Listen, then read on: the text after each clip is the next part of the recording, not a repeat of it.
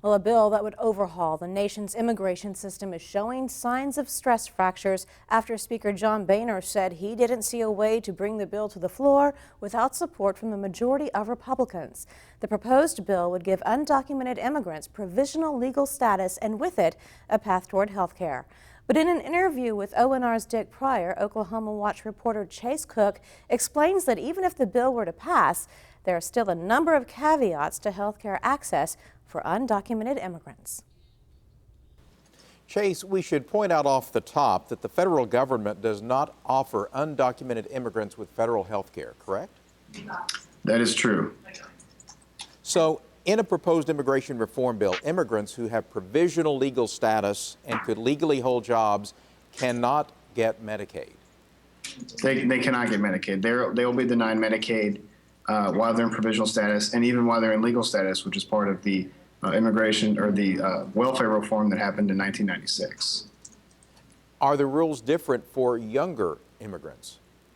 Yeah, for some of the younger immigrants, yeah, the rules are different. I know that if a younger undocumented immigrant gets deferred action, which are commonly called dreamers, they can actually get health care in 5 years rather than waiting the 10 or 13 that's possible with this new immigration reform bill. Under the Affordable Care Act, many employees can receive health care from their employers, but it's a different system for undocumented immigrants. Tell us about that. Well, the way it works is that undocumented immigrants can buy health care from their employers. Employers only have to offer health care under the Affordable Care Act, which is commonly called Obamacare.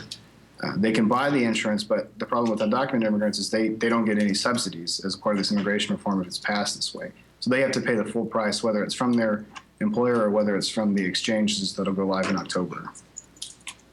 It's commonly said that undocumented immigrants, people that are here through illegal immigration, will receive their health care in emergency rooms. In your reporting, did you find that to be true?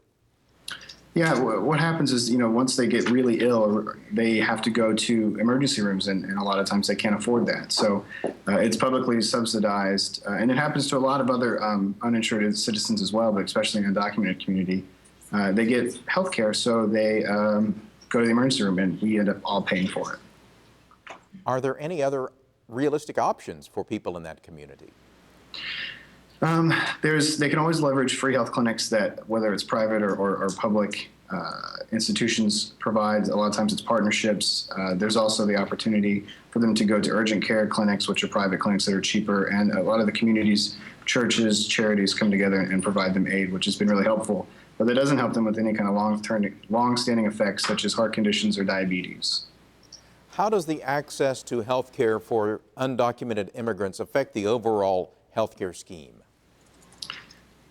Well, you just have a population who, in Oklahoma there's 75,000, and it's a growing population that can sometimes be unhealthier, and that can cause strains on family, that can cause strains on tax issues with, the Oklahoma Healthcare Authority ending up paying about $500 million a year in uncompensated care costs, which includes emergency room visits.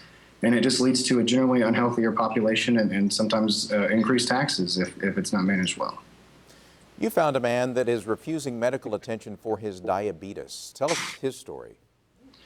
Well, he's working with his significant other, I believe his girlfriend, has diabetes as well. They both have type 1 diabetes.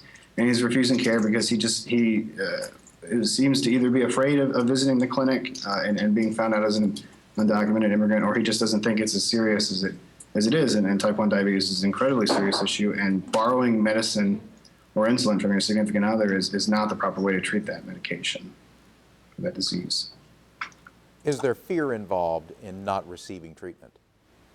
Absolutely. I mean, the fear comes from people being stigmatized or being punished for coming out and saying, I don't have insurance, and they become profiled. A lot of times they still get care, but the fear is that they could get deported. ICE could show up, or ICE is waiting behind the wings of immigration, customs, and enforcement officials. And that's not necessarily true, but they are still afraid of it. They're afraid of being stigmatized when they go out to seek treatment. Thanks for your insight on this issue. Chase Cook, reporter for Oklahoma Watch. Thanks for joining us. Thanks.